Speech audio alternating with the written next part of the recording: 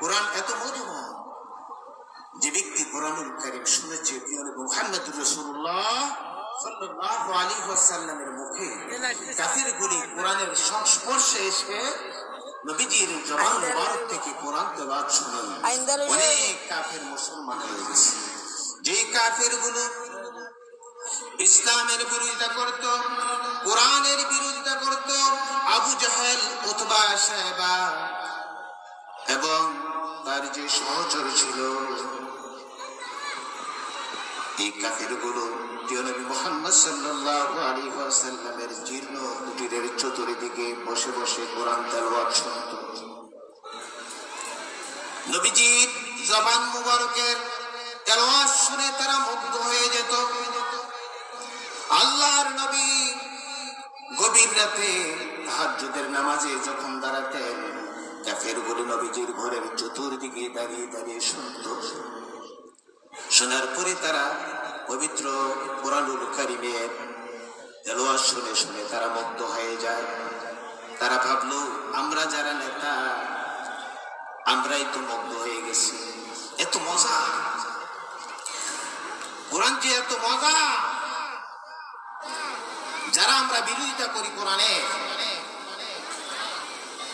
আমরাও টিকে থাকতে পারি।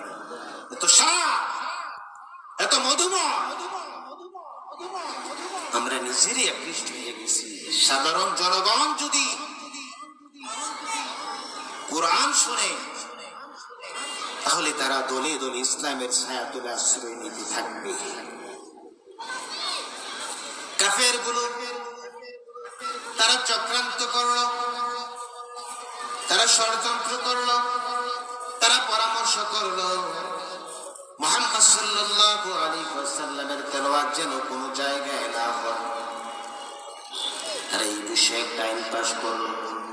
পবিত্র কোরআনুল কারীমের হামিম সাজদার ভিতর আল্লাহ রাব্বুল আলামিন তাদের যে ষড়যন্ত্রটা তুলে ধরেছেন, আল্লাহ রাব্বুল আলামিন বলেন, وقال الذين كفروا لا تسمعوا لهذا القرآن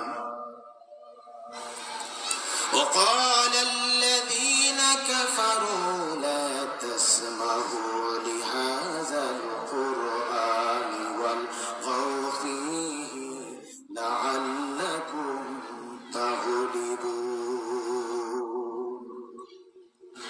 তারা ষড়যন্ত্র করলো, তারা পরামর্শ করলো, কোরআনের আলোচনা যেখানে হয়, কোরআনের তেলাওয়াত যেখানে হয়, কোরআনের মাহফিল যেখানে হয়, কোরআনের সমাবেশ যেখানে হয়, সেখানে গিয়ে বিভিন্ন প্রক্রিয়ায় গন্ডগোল করো, বাধা সৃষ্টি করো, যেন কোরআনের আলোচনা না হতে, কোরআনের সমাবেশ হতে দেওয়া যাবে না, কোরআনের মাহফিল হতে দেওয়া যাবে না, বাধা সৃষ্টি করতে হবে, সুযোগ দেওয়া যাবে না যাতে কোরআনের আলোচনা না করা যায়। তাদেরকে বাধা দাও, তাহলে তোমরা জয়ী হতে পারবে। অথচ আল্লাহ রাব্বুল আলামিন বলেন, ইউরিদুনা লিইউতফিউ নূরাল্লাহি বিআফওয়াহিহিম ওয়াল্লাহু মুতিম্মু নূরিহি ওয়ালাউ কারিহাল কাফিরুন। তারা চায় ফুৎকারি দিয়ে আল্লাহর নূরকে, ইসলামের নূরকে, কোরআনের নূরকে নিভিয়ে দিতে। আল্লাহ পাক রব্বুল আলামিন তার নূরকে পূর্ণতা দান করবেন, যতই তাদের মনের ভিতরে জ্বালা যন্ত্রণা থাকুক না কেন। কবি বলেছেন, সতীজা কা রাহা হে আজল সে তায়ম্বুস, সতীজা কা রাহা হে अजल से तायम्बूज, चरागे मुस्तफा भी से शरारे मुल्हाफिज। मुस्तफा मुहम्मद सल्लल्लाहु अलैहि वसल्लमेर टीम टीम করে জ্বলা চরাগের নূরকে আবহমান কাল থেকে আবু লাহাব, আবু জাহেল, উতবা, সাইবারা নিবানোর জন্য চেষ্টা করেছে।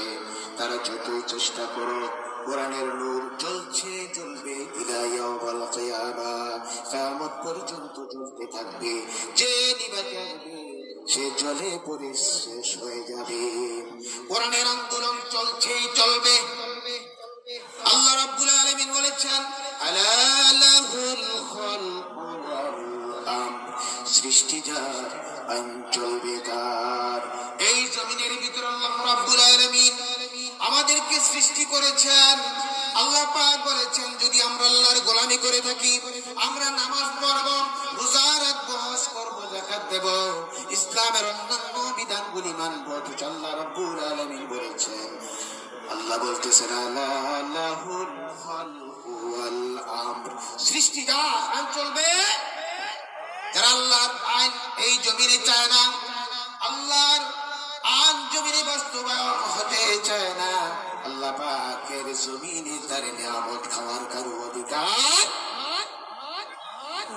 আল্লাহর এই জমিনে তাদের বসবাসের কোনো অধিকার নাই। যেহেতু আল্লাহ আমাদেরকে সৃষ্টি করেছেন, আল্লাহ পাক রব্বুল আলামিন যদি আমরা তার গোলাম হয়ে থাকি, যে হুকুম আমাদেরকে করুক না কেন, আমাদেরকে সেই হুকুমগুলো যথাযথ পালন করতে হবে। আল্লাহ পাক আমাদের